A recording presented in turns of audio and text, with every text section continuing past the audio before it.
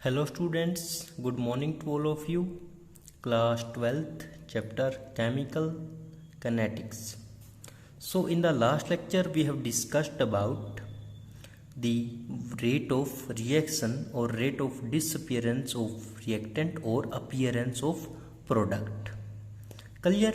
We see the average rate of reaction also. So now we are proceeding with our next topic, that is instantaneous rate. How to find instantaneous rate of a chemical reaction. सो उसके लिए आपको क्या करना होगा, एक diagram draw करना होगा। सबसे पहले देखिए, हम डायग्राम से ही सारी थ्योरी को कवर करेंगे। तो ये हमें जो डायग्राम बनाया है दो चीज़ों के बीच में आएगा। नीचे की तरफ हम टाइम लेंगे और जो वर्टिकल डायरेक्शन है that is concentration of reactant. ठीक है, अब सबसे पहले ग्राफ के अंदर देखिए कि इधर कंसंट्रेशन ऑफ रिएक्टेंट है, नीचे टाइम है। तो जब टाइम मेरे पास 0 था, यहाँ पे ये टाइम क्या है, 0 है।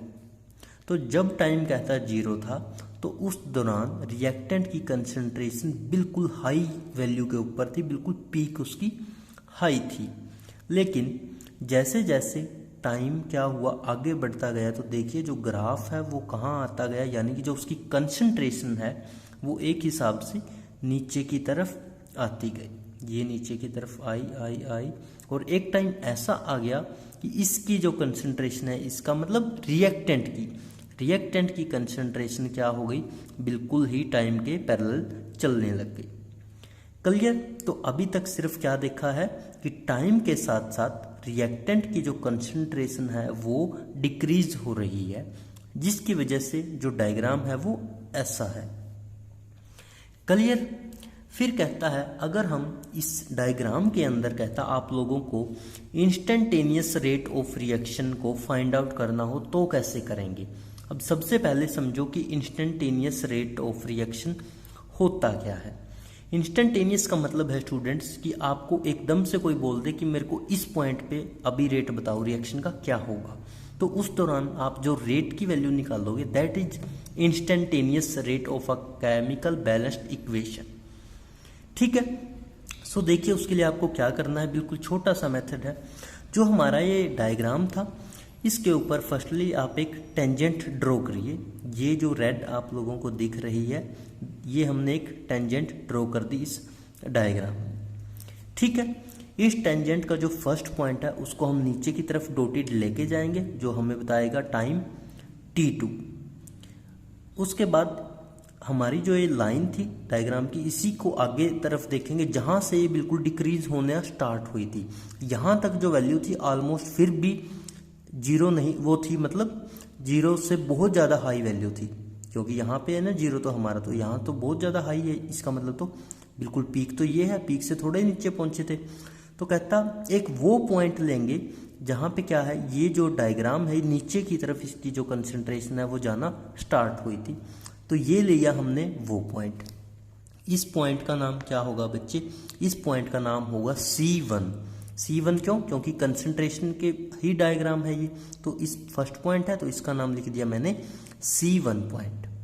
ठीक है, और इसको कहाँ लेके चला जाऊंगा मैं, नीचे टाइम की तरफ। तो टाइम भी फर्स्ट टाइम लिया है तो इसका क्या बन जाएगा, T1। तो यानी कि कंसंट्रेशन इधर T1 और नीचे टाइम T1। फिर हमने जो हमारा टेंजेंट ड्रॉ किया है उसका हम फर्स्ट पॉइंट देखेंगे। फर्स्ट पॉइंट कहाँ पे है, यहाँ पे। तो इस फर्स्ट पॉइंट पे जो कंसंट्रेशन होगी उसको हम किस नाम से जानेंगे, C2 के नाम से।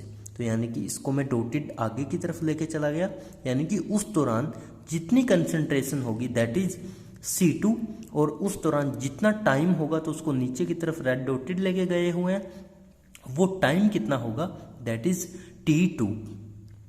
क्लियर? फिर आप लोगों को पता है कि T2 और T1 के बीच में जितना डिफरेंस होगा वो किसके इक्वल होगा, हमारे डेल T के, यानी कि टाइम के अंदर जितना चेंज हुआ है। क्लियर? फिर कहता है ये तो टाइम का चेंज आ गया, अब इधर हमारे पास था C1 और इधर था C2। तो कहता है अब इन दोनों के बीच में जितना चेंज होगा वो क्या है, वो है चेंज इन कंसंट्रेशन। तो यानी कि इसको किससे डिनोट कर देंगे, डेल सी से, यानी कि इस पॉइंट में और इस पॉइंट में, इन दोनों पॉइंट में जितना डिफरेंस होगा कंसंट्रेशन का। क्लियर है स्टूडेंट्स यहाँ तक। फिर कहता है इसको हमने किससे शो किया है, जो ये हमने डॉटेड दिखा रखी है कि C1 और C2 में कितना डिफरेंस है, उसको मैं लेके चला हूँ R, यानी कि R कंसंट्रेशन, क्योंकि ये रिएक्टेंट की ही कंसंट्रेशन है तो इसको हमने R से डिनोट कर दिया। C1 का पता चल गया आपको, C2 का पता चल गया, इधर T1 का इधर T2 का, और इनके बीच का जो डिफरेंस दैट इज T का। क्लियर।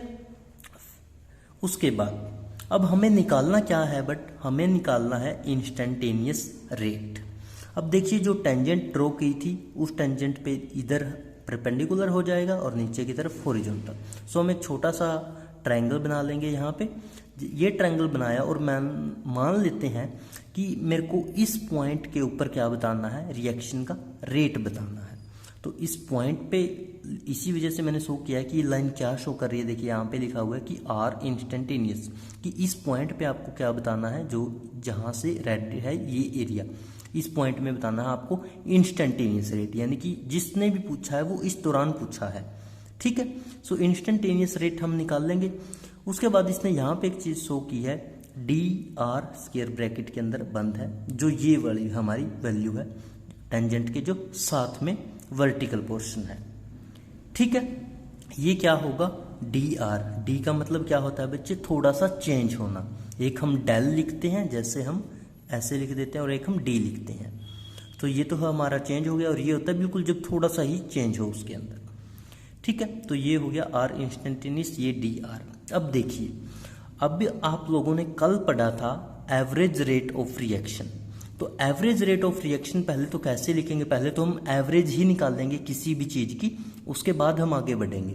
तो आर यानी कि रेट और एवरेज ए वी, तो वो किसके इक्वल होगा, कहता वो इक्वल होगा minus square bracket R over T के। अब माइनस का मतलब यानी कि कंसंट्रेशन के अंदर डिक्रीज हुआ है, जो कि हमें ग्राफ से दिख भी रहा है। आर का मतलब कंसंट्रेशन, और स्क्वायर ब्रैकेट का मतलब कंसंट्रेशन, और आर का मतलब रिएक्टेंट, डिवाइड बाय क्या है, टी, यानी कि जितनी टाइमिंग के अंदर ये चेंजेज आए हैं। फिर कहता है मैं इस चीज को कहता और कैसे लिख सकता हूं कि कंसंट्रेशन में कितना चेंज आया है रिएक्टेंट की, इसको और कैसे लिख सकते हैं। इसको ऐसे भी तो लिख सकते हैं, कहता माइनस तो ये सेम रहेगा, ये जो आगे माइनस है ये मैंने यहाँ पे लगा दिया। उसके बाद आर यानी कि क्या है, ये चेंज इन कंसंट्रेशन। तो यहाँ पे देखिए चेंज इन कंसंट्रेशन के लिए हमने दो पॉइंट माने थे, एक पॉइंट था C1, दूसरा पॉइंट था C2। ठीक है। तो मैं कैसे लिख सकता हूं इसको कि C2 माइनस C1, नीचे क्या आ जाएगा T।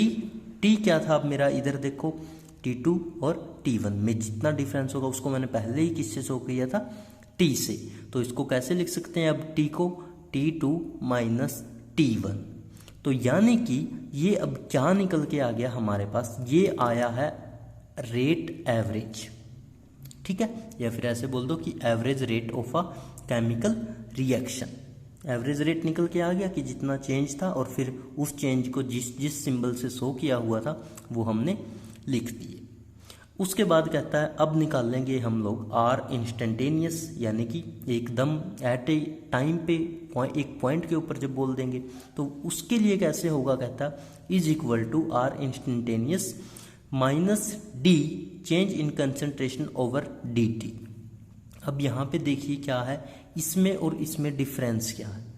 इसको भी तो हम ऐसे ही बोलते हैं कि चेंज इन कंसंट्रेशन है, बट यहाँ पे मैंने क्या वर्ड यूज किया है, डी, जिसका क्या मतलब है अभी हम बताया था कि डी का मतलब है यहाँ पे जब थोड़ा सा उसके अंदर चेंज आए। ठीक है। तो थोड़े से चेंज के लिए हम लोग डी यूज करते हैं, अदरवाइज अगर ज्यादा चेंजेज होते हैं तो फिर हम डेल यूज करते हैं। तो यहाँ पे हमने क्या यूज किया, D square bracket R over में टी। कहता अब ये इसकी वैल्यू कितनी होगी, अब हमें फाइंड तो मेनली तो वही करनी है।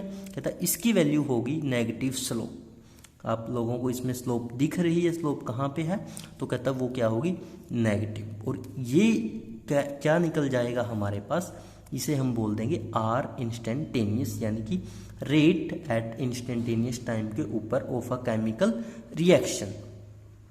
ठीक है। तो ये हमारे पास क्या हो जाता है। दूसरी चीज, देखिए जब यहाँ पे बिल्कुल इसकी वैल्यू स्टार्टिंग में हाई थी, यानी कि कंसंट्रेशन जब पूरी थी, तो उसको हम किससे डिनोट कर रखा है हमने, आर स्क्वायर ब्रैकेट और इसके पैर में नोट या जीरो।